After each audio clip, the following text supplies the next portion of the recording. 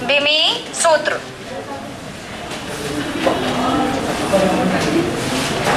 आज हम लोग पढ़ेंगे विमी सूत्र के बारे में।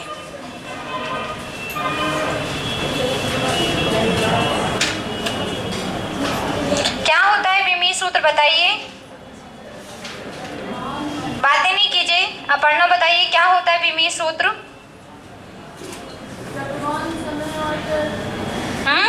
द्रव्यमान, समय और मात्रक से बनाया जाता है। देखिए, हमने आपको बताया था कि दो प्रकार की राशियां होती है, एक मूल राशि होती है, एक व्युत्पन्न राशि होती है। तो किसी भी भौतिक राशि को व्यक्त करने के लिए जब हम किसी में घात चढ़ाते हैं, है ना, जैसे हमने आपको बताया था क्षेत्रफल बराबर, समझिएगा, अभी हम आपको समझा रहे, क्षेत्रफल बराबर होता है लंबाई गुणे चौड़ाई। तो हमने बताया था लंबाई का मात्रक भी क्या है, एल है, समझना, अभी मीटर पे समझो, मीटर है, चौड़ाई भी क्या है, आपकी प्रकार की दूरी है, मतलब इसका भी मात्रक क्या है, मीटर। तो ये मीटर क्या हो जाता है, मीटर स्क्वायर। तो हम विमी सूत्र में इसको ऐसे नहीं लिखते, लेकिन अभी समझाने के लिए आपको बता रहे हैं कि क्या चढ़ गई यहाँ पे, घात चढ़ गई। तो किसी भी राशि को व्यक्त करने के लिए उसके मात्रक में या उसके चिन्ह में जो हम घात चढ़ाते हैं उससे जो हम सूत्र बनाते हैं उसे हम क्या कहते हैं, विमी सूत्र। जो घात चढ़ी है उसे हम विमा बोलते हैं, डायमेंशन कहते हैं, और जो उससे सूत्र बनाते हैं वो क्या कहलाता है, विमी सूत्र। और इस विमी सूत्र को बनाने के लिए 4 मूल राशियों के चिन्ह प्रयोग किए जाते हैं। पहला है आपका द्रव्यमान, दूसरा है आपका लंबाई, और तीसरा है आपका समय, और एक हो गया आपका ताप। ठीक है, द्रव्यमान को मास लिखते हैं और मास को किससे प्रदर्शित करते हैं, m से, तो कैपिटल M यूज कर लेंगे द्रव्यमान का। लंबाई को क्या कहते हैं इंग्लिश में, लेंथ कहते हैं, तो इसका क्या यूज कर लेंगे, L यूज कर लेंगे। फिर समय को हम क्या कहते हैं, टाइम कहते हैं, मात्रक मैंने नहीं पूछा, क्या कहते हैं इंग्लिश में, टाइम कहते हैं, तो इसका क्या ले लेंगे, टी ले लेंगे। ताप को हम क्या कहते हैं, टेम्परेचर, हम टी नहीं ले सकते, इसलिए यहाँ पे एक चिन्ह दिया गया है थीटा। क्या दिया गया है, थीटा, समझिएगा इस चीज को। तो विमी सूत्र क्या है, किसी भी भौतिक राशि का मतलब लंबाई, ऊंचाई, चौड़ाई, आपका द्रव्यमान हो गया, ताप हो गया, जितने भी हमने आपको मूल राशियां दिखाई थी, जितने भी आपकी व्युत्पन्न राशियां दिखाई थी, क्षेत्रफल हो गया, दाब हो गया, है ना, बल हो गया, सब कुछ। तो इन सभी को दिखाने के लिए, इन सभी को प्रदर्शित करने के लिए जब हम इनके चिन्ह पर हम घात चढ़ाते हैं, जो घात चढ़ी होती है उसे हम विमा कहते हैं, डायमेंशन कहते हैं, और इससे जो हम सूत्र बनाते हैं वो क्या कहलाता है, विमी सूत्र कहलाता है। विमी सूत्र को दर्शाने के लिए हम 4 चीजें, मुख्यतः 3 चीजें वैसे यूज की जाती है, मैंने आपको बता के रखा है, इसको याद रखिएगा। तो द्रव्यमान को हम मास कहते हैं, इसलिए इसका यूज हम m इसका यूज करते हैं। लंबाई को हम लेंथ कहते हैं, इसलिए इसका चिन्ह हम l यूज करते हैं। समय को हम टाइम कहते हैं, इसलिए इसका चिन्ह हम t यूज करते हैं, और ताप के लिए क्या दिया गया है, थीटा। जैसे एक सूत्र हम आपको बना के दिखाते हैं, विमी सूत्र, क्षेत्रफल बराबर लंबाई गुणे चौड़ाई। अभी ना, अब मात्रक नहीं लिखना है, अभी क्या लिखना है, यहाँ पे चिन्ह लिखना है। तो लंबाई के लिए चिन्ह क्या है, L। क्या चौड़ाई एक प्रकार की लंबाई नहीं है ना, चौड़ाई भी एक प्रकार की लंबाई ही है, तो इसके लिए भी क्या हो जाएगा, L गुणे L मतलब L स्क्वायर।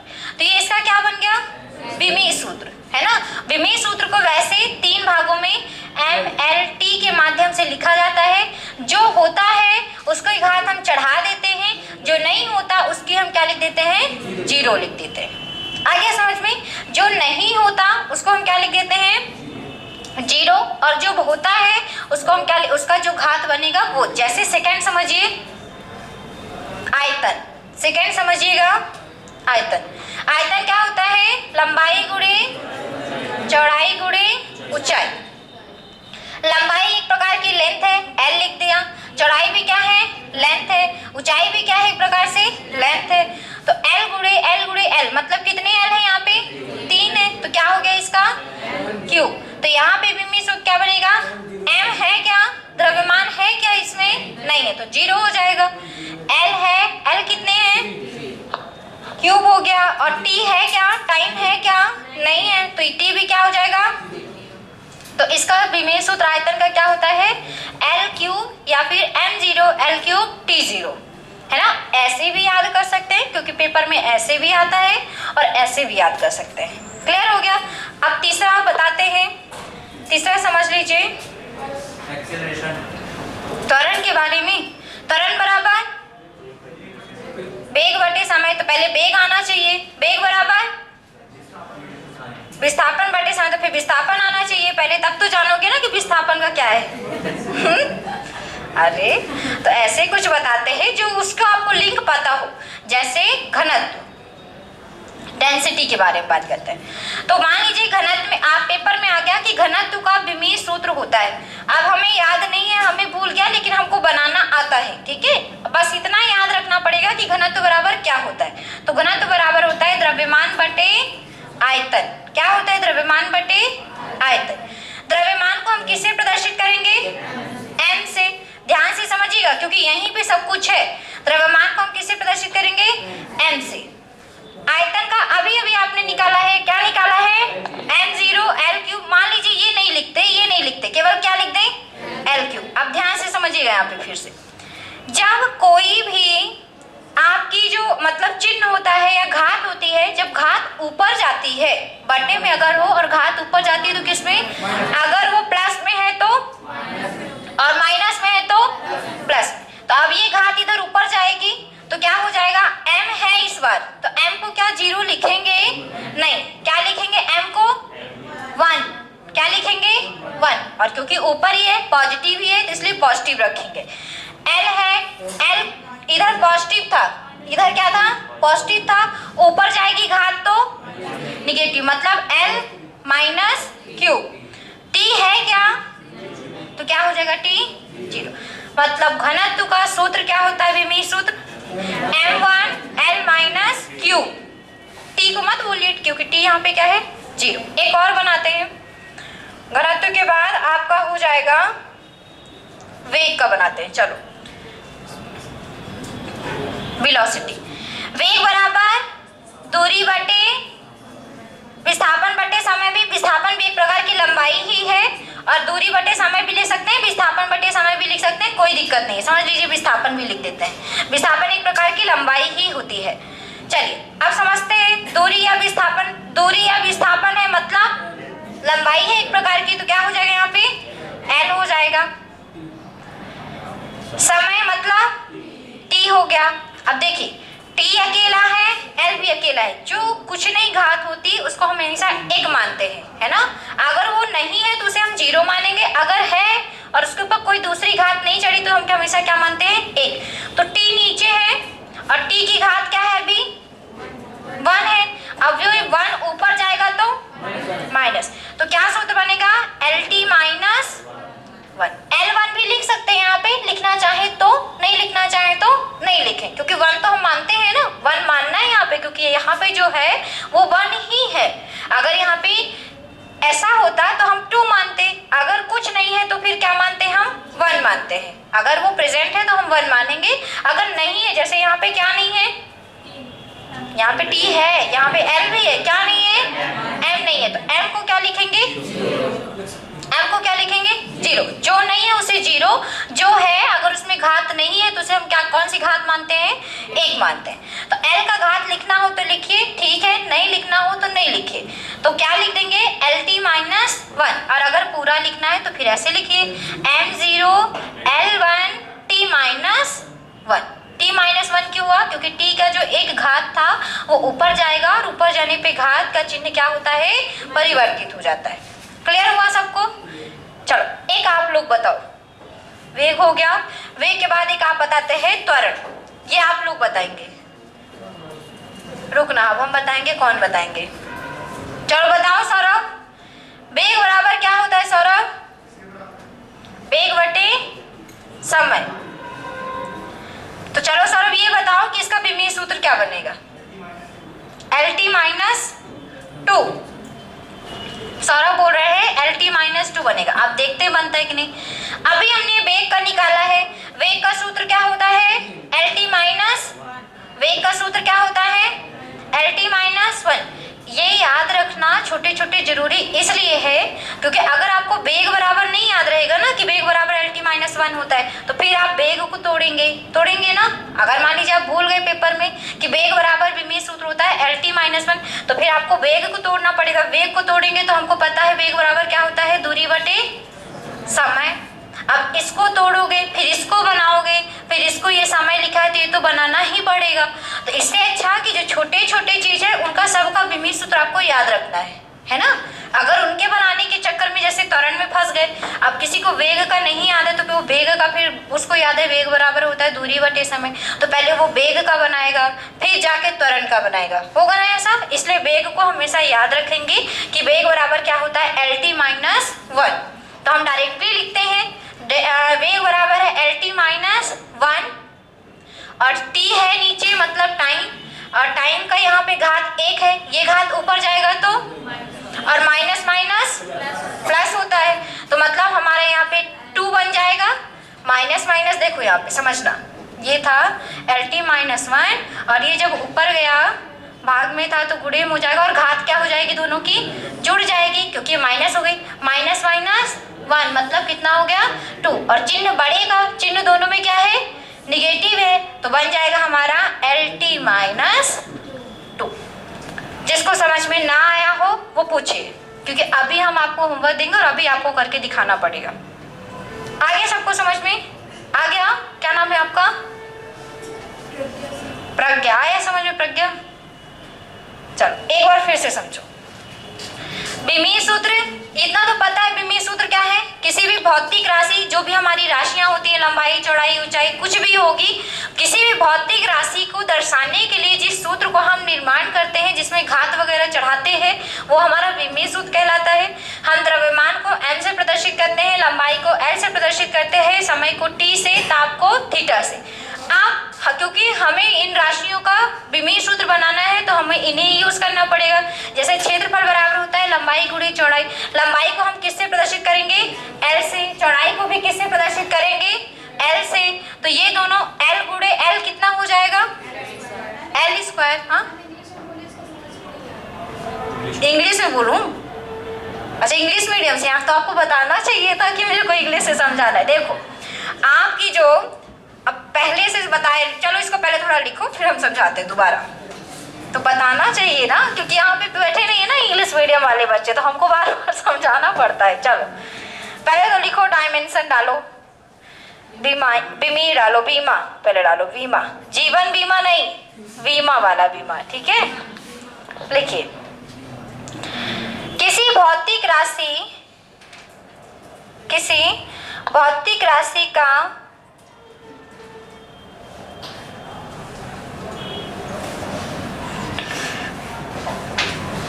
किसी भौतिक राशि के मात्रक में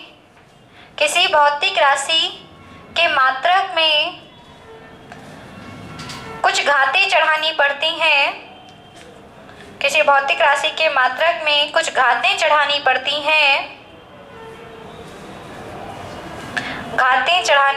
हैं, जिन्हें बीमा कहते हैं। बीमा मतलब डायमेंशन, जिन्हें बीमा कहते हैं। घात मतलब समझ गए ना, पावर चढ़ानी पड़ती है, ठीक है, जिन्हें बीमा या डायमेंशन कहते हैं। ये घातें, जिन्हें बीमा कहते हैं, ये घातें मतलब पावर जो बीमीय सूत्र बनाती हैं, डायमेंशन फॉर्मूला जो नहीं ऐसा बीमीय सूत्र नहीं लिखना था, ये घातें जो सूत्र बनाती हैं उन्हें बीमीय सूत्र कहते हैं, ऐसा लिखना था। ये घातें जो सूत्र बनाती हैं, जो फॉर्मूला बनाती हैं, उन्हें बीमीय सूत्र कहते हैं, डायमेंशनल फॉर्मूला कहते हैं, ठीक है। कुछ देखिए, आप समझिए, फिर से समझिए इस चीज को। कुछ ऐसे हमारी फिजिकल आपकी मतलब क्वांटिटीज होती हैं जिनको हम दर्शाने के लिए कुछ पावर चढ़ाते हैं, और उस पावर को हम डायमेंशन कहते हैं, बीमा कहते हैं, और उस बीमा से, उस डायमेंशन से जो हम फॉर्मूला बनाते हैं उसे हम डायमेंशनल फॉर्मूला कहते हैं। ये क्लियर हो गया? अब हमने कुछ एग्जाम्पल XYZ आपको दिए थे, पहले तो इसको नोट कर लीजिए सब कोई, ये 4 चीजें को नोट करिए। लिखिए, कुछ प्रमुख प्रतीक चिन्ह, कुछ प्रमुख प्रतीक चिन्ह। द्रव्यमान को हम m से प्रदर्शित करेंगे, द्रव्यमान मतलब मास। लंबाई को हम l से, लंबाई मतलब लेंथ। समय टाइम, ताप आपका टेम्परेचर। इसको नोट करिए पहले इतना। मास हो गया, लेंथ हो गया, टाइम हो गया, टेम्परेचर, और इनके ये क्या है, चिन्ह है इनके ये, ठीक है, हो गया। चलो अब फिर से लेंथ का एक बार फिर से समझिए, फिर इसको नोट कराते हैं आप लोगों को। बताना चाहिए था प्रज्ञा, नहीं तो हम फिर क्या होता है ना, जब आप इंग्लिश मीडियम से होते हैं, थोड़ा लैंग्वेज अगर हम थोड़ा सा भी बोल देते हैं समझ में आ जाता है। अब आपने बताया नहीं क्योंकि यहाँ पे बच्चे बैठे नहीं हो, तो हमने समझाया नहीं। अब एरिया के बारे में, क्षेत्रफल के बारे में फिर से समझो, जिसको समझ में नहीं आया है लास्ट बार समझा रहे हैं, ठीक है ना। फिर इसके बाद नोट ही करना है आपको केवल। क्षेत्रफल एरिया के बारे में, एरिया बराबर हमें पता है लेंथ इंटू क्या होता है, ठीक है। तो आपका लंबाई गुणे चौड़ाई हो गया। अब आपका जो लंबाई गुणे चौड़ाई है, अभी पता है कि लेंथ को हम किससे प्रदर्शित करेंगे, एल से। चौड़ाई भी एक प्रकार की क्या है, लंबाई ही है ना, दूरी ही है, डिस्टेंस ही है। तो दोनों को किससे प्रदर्शित करेंगे, एल से और एल से। अब कोई भी जब दो लेंथ आपस में आएंगी और इंटू होने पे हमेशा क्या होता है, उसका स्क्वायर बन जाता है, इंटू होने पे स्क्वायर बन जाता है। तो यहाँ पे एल गुणे एल मतलब एल का स्क्वायर। अब इसका हमें डायमेंशनल फॉर्मूला लिखना है, तो डायमेंशनल फॉर्मूला को समझाने के लिए हमने बताया तीन चीजें यूज करेंगे, एम एल टी। अब एम नहीं, जब नहीं होगा जो चीज उसको हम क्या लिखते हैं, जीरो। तो एम है क्या यहाँ पे, नहीं है, मतलब एम क्या हो जाएगा, जीरो। यहाँ पे आता है एल, एल हम देख रहे हैं एल की कितनी पावर है, यहाँ पे 2 है, तो यहाँ पे क्या हो जाएगा, एल का स्क्वायर। और टी है क्या, नहीं है, तो टी भी क्या हो जाएगा यहाँ पे, जीरो। क्लियर हो गया सबको, इतना क्लियर हो गया। तो चलो अब नोट करो सब, इतना नोट कर। हाँ इन तीनों क्रम ही चलता है कि आगे पीछे कर सकते हैं। क्या हुआ, एमएलटी को क्रम में ही करेंगे, आगे पीछे नहीं, क्रम में ही करना है, ये क्रम बताया गया है वैज्ञानिकों द्वारा, तो इस क्रम में ही लिखना है, आप आगे पीछे नहीं कर सकते इसको, है ना। ऐसे ही चलिए लिखना स्टार्ट कीजिए, इतने लिख लीजिए, इसके बाद आपको होमवर्क देते हैं घर के लिए। जहां पे समझ में ना आए तो बता देना, एक बार हम फिर समझा देंगे। बस इतना है कि आपको ये सीखना है, क्योंकि पेपर में आता है, एग्जैक्ट आ जाता है, पूछ लेता है। अब याद कर लो, रट लो, चाहे समझ लो। बहुत सारे लोग तो कहते हैं रट ही लेंगे, समझ तो ना पाएंगे है ना, लेकिन समझने में ज्यादा आइडिया है। एक बार याद, रट्टा भूल भी जाएगा, समझने वाला नहीं भूलता।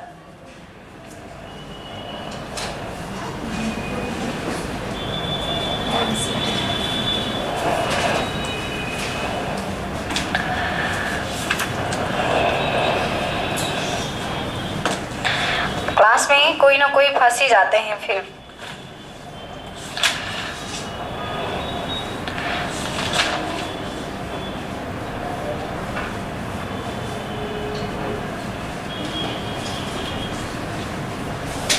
लिख लीजिए, आज इसको आगे समझाना है, मैं कुछ होमवर्क दूंगी, उसको आपको घर से करके आना है। फिर उसमें जो समझ में नहीं आएगा तो कल बता देंगे, ठीक है।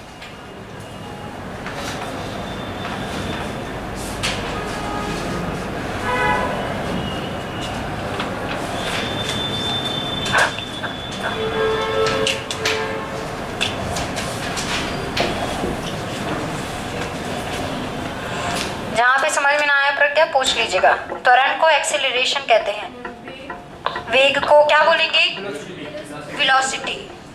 जहाँ भी समझ में ना आए तो पूछ लीजिएगा, क्योंकि हिंदी मीडियम के है ना, तो फिर अब मेरे को पता ही नहीं था, आप हैं इंग्लिश मीडियम से, बता देते तो पहले ही समझा देते एक बार। हो गया सबका, ऊपर वाला समझ में आ रहा है कि नहीं, उसको सही से लिख दें फिर।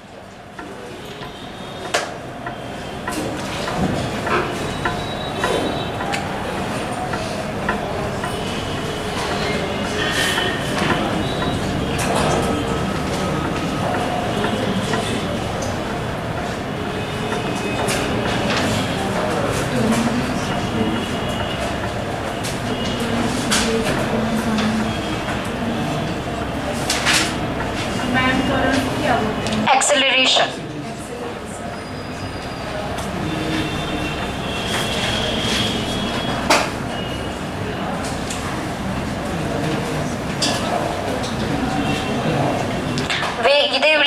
तुरंत तक, फिर हम आपको कुछ बता देते हैं, फिर उसको आपको घर से करके आना है ना। फिर इसे होमवर्क के रूप में ही अपना कर लेना, क्योंकि इसको बनाना बहुत जरूरी है। अगर आप बनाना सीख जाएंगे तो आपसे बनने लगेगा। हो गया सबका? चलिए, हम यहाँ पे आपके सामने कुछ आपको होमवर्क के रूप में दे रहे हैं, उसको आपको घर से करके आना ही आना है, ठीक है। सीखना होगा, अगर रटना नहीं होगा, सीखना होगा तो करके आएंगे। चलिए डालिए होमवर्क। बल, फोर्स के बारे में। फोर्स बराबर क्या होता है? द्रव्यमान गुणे त्वरण। बना लेना घर में, ठीक है। मैं आपको सूत्र भी बता देती हूँ, इसका फॉर्मूला भी बता रही हूँ। द्रव्यमान गुणे त्वरण। दूसरा है बल के बाद आपका दाब। दाब बराबर होता है बल बटे सेकंड।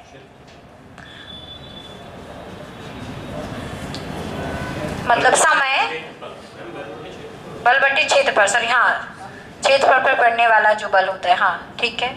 फिर है आपका तीसरा, दाब बराबर हो गया कार्य बराबर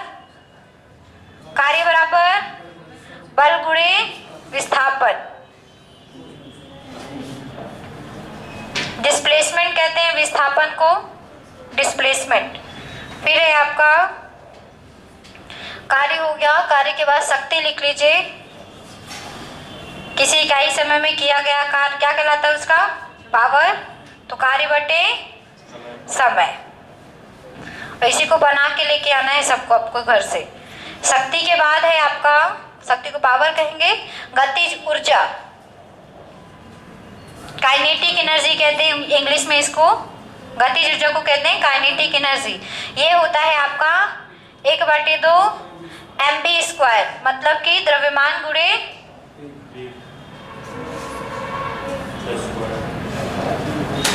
वेग का स्क्वायर। यहाँ पे 1/2 आप लिखिए चाहे ना लिखिए, क्योंकि विमीय सूत्र के लिए 1/2 कोई मायने नहीं रखता, लेकिन यहाँ पे पावर मायने जरूर रखती है, ठीक है। कल फिर समझाएंगे इसको आगे। फिर है आपका स्थितिज ऊर्जा। स्थितिज ऊर्जा बराबर क्या होता है? पोटेंशियल एनर्जी कहते हैं इंग्लिश में स्थितिज ऊर्जा को। और इसके बराबर क्या होता है? mgh, द्रव्यमान गुणे त्वरण गुणे ऊंचाई। द्रव्यमान गुणे त्वरण, त्वरण मतलब एक्सेलरेशन, और ऊंचाई हाइट, है ना। स्थितिज ऊर्जा को इंग्लिश में कहते हैं पोटेंशियल एनर्जी। फिर है आपका गुरुत्वीय विभव। गुरुत्वीय विभव पीछे से दिख रहा है नीचे, गुरुत्वीय विभव। गुरुत्वीय विभव को इंग्लिश में कहते हैं ग्रेविटेशनल पोटेंशियल। Gravitational potential. और गुरुत्वीय विभव बराबर होता है कार्य बटे द्रव्यमान। कार्य बटे द्रव्यमान। कार्य बटे द्रव्यमान। गुरुत्वीय विभव को इंग्लिश में कहते हैं ग्रेविटेशनल पोटेंशियल। स्थितिज ऊर्जा को कहते हैं पोटेंशियल एनर्जी।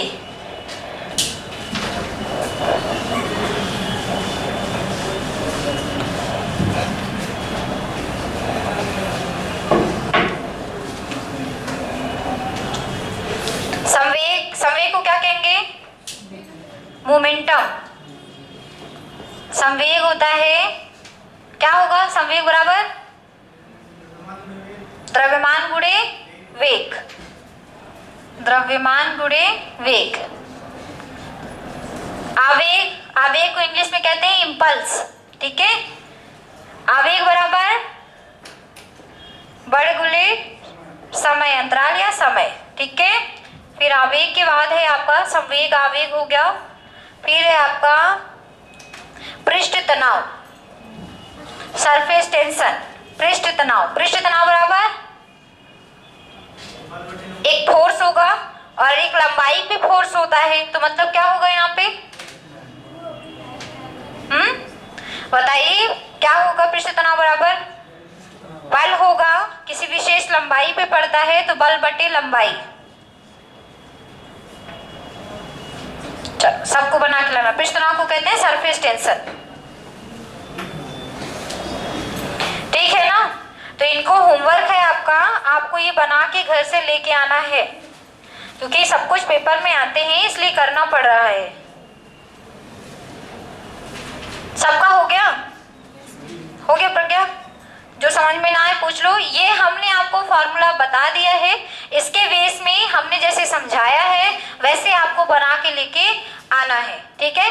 दो ऑप्शन है आपके पास, या तो इसको पूरा रट लीजिए या फिर बनाना सीख लीजिए, तो आपकी चॉइस है आपको क्या करना है, ठीक है।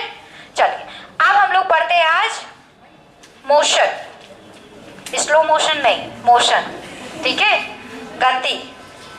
हो गया सबका? ये लिख लिया सबने ये? चलो अब डाल लीजिए हेडिंग, क्योंकि हम लोग का यहाँ पे मात्रक होता है खत्म। हम लोगों ने मेजरमेंट पढ़ लिया, कंप्लीट हो गया है हम लोगों का।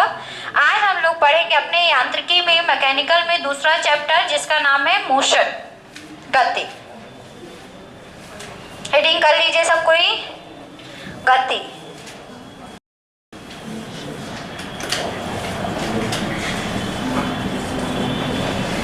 आज गति का थोड़ा सा मतलब थोड़ा सा पॉइंट समझा देंगे। क्या है मोशन बताइए? गाना नहीं गाना, स्लो मोशन। ये बताओ कि क्या है मोशन? परिभाषा किताब वाली बताएंगे तो समझ में तो किसी को नहीं आएगा। वेग में परिवर्तन की तरह मोशन होता है, हाँ, स्थिति में परिवर्तन मोशन होता है। क्या बोल रहे हो सौरभ? कॉपी बंद करके बोलो जो भी बोल रहा है। हाँ हाँ ठीक है, आप बोलो। और किसी को बताना है? गर्ल्स बताइए प्रज्ञा, क्या होगा? कैसा चेंज?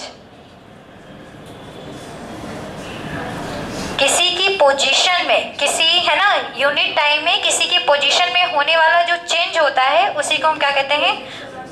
हाँ, सिचुएशन में होने वाला चेंज क्या कहलाता है? मोशन। बैठ जाइए। जैसे कोई वस्तु यहाँ पे रखी हुई है तो क्या इसमें अभी मोशन है? नहीं।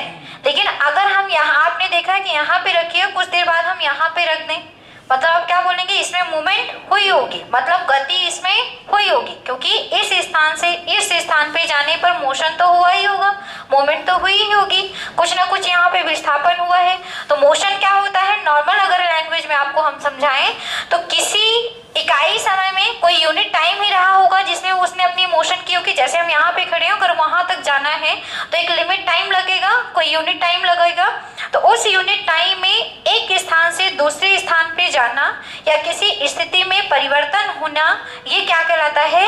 मोशन, ठीक है। किसी भी विशेष स्थिति में परिवर्तन होना या एक स्थान से दूसरे स्थान, किसी इकाई समय में एक स्थान से दूसरे स्थान पे जाना ही क्या कहलाता है? हमारा मोशन। हमने आपको एग्जांपल वाइज बता दिया। अब मोशन जो है कई प्रकार के होते हैं, आप लोगों ने सुने भी होंगे।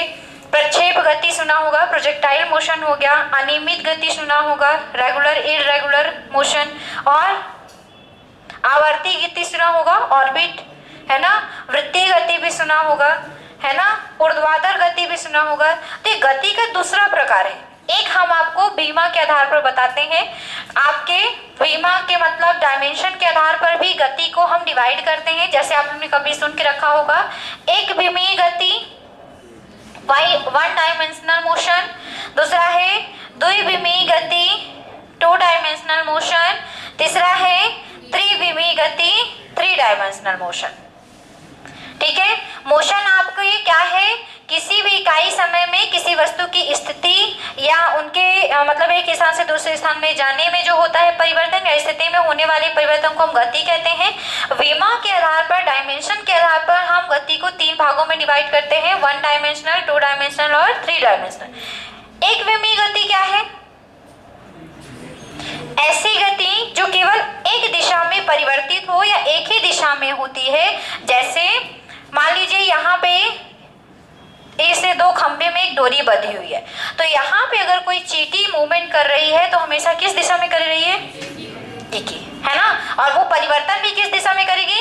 एक ही दिशा में परिवर्तित। अरे भाई ये इधर जा रही है, अब इसको आना होगा तो परिवर्तन इस दिशा में, एक ही दिशा में, 2 डायमेंशन पे नहीं चल सकती ना कि ऐसे भी भाग जाए ऐसे भी आ जाए, ऐसे नहीं आ सकती, क्योंकि यहाँ पे कैसी गति हो रही है, यहाँ पे एक दिशा में जो गति होती है, दिशा में जो एक ही दिशा में परिवर्तन होता है वो कैसी गति होगी, एक विमी। जैसे एक समतल सड़क पर चलती हुई कार, एक समतल सड़क पर चलती हुई कार, द्विविमी गति ऐसी गति जो आपके 2 डायरेक्शन पर चेंज करती है, जैसे एक साथ 2 डायरेक्शन पर चेंज करती है, जैसे एग्जाम्पल आप बताएंगे। इधर जाती है, इधर से आती है। अरे नहीं, ये तो 2 स्थिति, एक ही वस्तु जब अपनी दिशा में 2 बार परिवर्तन एक ही टाइम पे जल्दी से करते, जैसे कैरम बोर्ड की गति है ना, जैसे कैरम होता है और आप कैरम की जो गोटियों की जब फेंकते हैं तो क्या होता है, टकरा के जल्दी से क्या होती है, दूसरी दिशा में आ जाती, एक ही दिशा में परिवर्तित नहीं होती ना, है ना, क्योंकि वो जैसे ही टकराई और देखते हैं कि कंटिन्यू ऐसे भी मूवमेंट कर सकती है, ऐसे टकराई फिर इधर आई फिर इधर टकराई फिर उधर गई, तो हम क्या कह रहे हैं, जो एक दिशा के साथ साथ दूसरी दिशा में भी परिवर्तन कर सकते हैं, मतलब जो 2 दिशाओं में परिवर्तन करते हैं, 2 डायरेक्शन पे मोशन करते हैं, वो उसकी गति कैसी होती है, द्विविमी।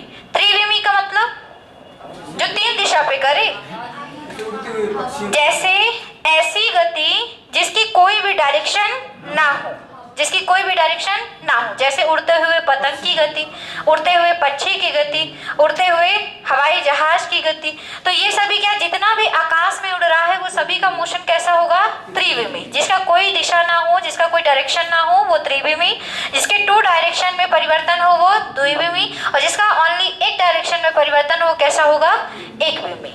क्लियर हो गया सबको।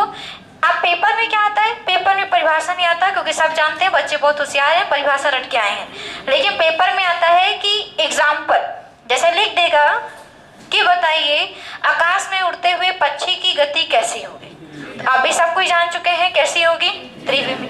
आ जाएगा पेपर में कैरम की गोटियों की गति कैसी होती है, तो कैसी होती है, द्विविमी। कैरम की गोटियों की गति कैसी होती है, कैरम पे जो गोटी खेलते हैं आप उसमें कैसी होती है, द्विविमी। तो चलिए लिखिए थोड़ा सा मोशन, गति डालिए और लिखिए। समय के साथ क्या हो गया सीता, समय के साथ किसी वस्तु की स्थिति, समय के साथ किसी वस्तु की स्थिति, पोजीशन, किसी वस्तु की स्थिति या स्थान में होने वाले परिवर्तन को, समय के साथ किसी वस्तु की स्थिति, पोजीशन या स्थान, प्लेस, स्थान में होने वाले परिवर्तन को गति कहते हैं। स्थान में होने वाले परिवर्तन को गति कहते हैं।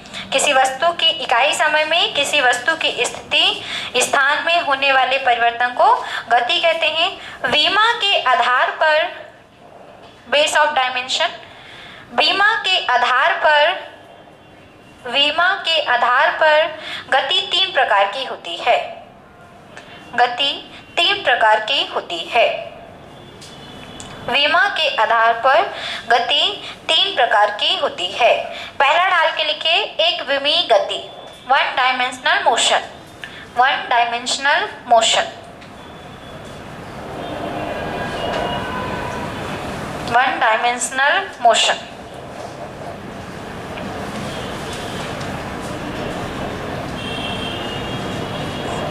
चलिए लिखिए 1 डायमेंशनल मोशन पे लिखेंगे इसमें, जब वस्तु की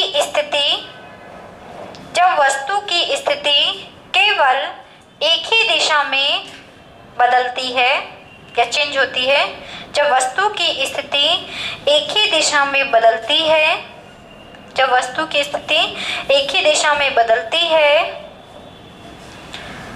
तो वस्तु की गति एक विमी गति कहलाती है।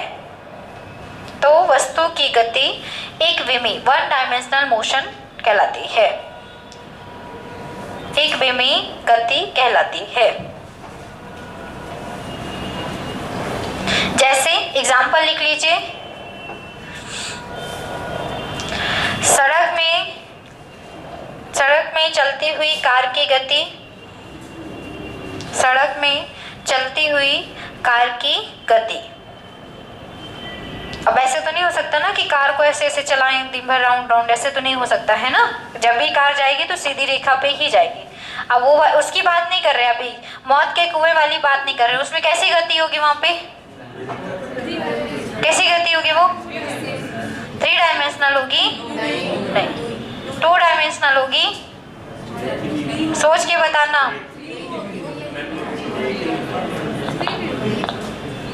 चलो आगे बताएंगे।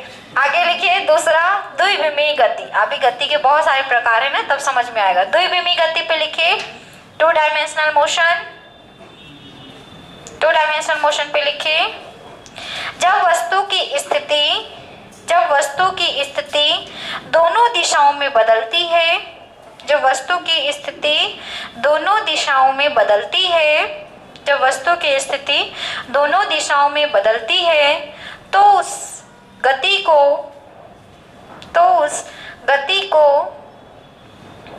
द्विविमीय गति कहते हैं।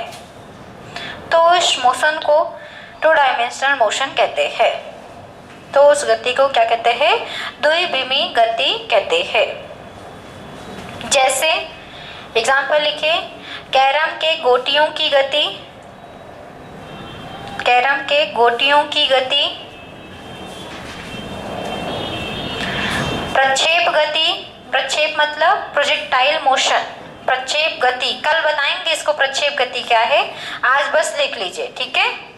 प्रोजेक्टाइल मोशन कहते हैं, ये सामने लिखा हुआ है प्रोजेक्टाइल मोशन, प्रक्षेप गति। कल बताएंगे क्या है, वैसे जानना हो तो आप अपने माइंड पे जान सकते हैं, लेकिन मैं अभी बताऊंगी नहीं, ठीक है। चलिए लिखिए त्रिविमीय गति। त्रिविमीय पे लिखिए, ये टॉपिक नहीं है प्रोजेक्टाइल मोशन, है ना, अभी मोशन पे आएगा। हाँ क्या पूछ रहे हो? अभी आप 3 डायमेंशनल कराएंगे। अरे तो बताएंगे जब कल पढ़ाएंगे तब, है ना, आज नहीं, क्योंकि आज तो अभी इसके आधार डायमेंशन के आधार पे पढ़ रहे हैं। कल हम लोग जो दूसरा मोशन पढ़े, मोशन के दूसरे टाइप्स पढ़ेंगे तब उसमें बताएंगे। चलो आप लिखिए त्रिविमीय गति। त्रिविमीय गति लिखिए 3 डायमेंशनल मोशन।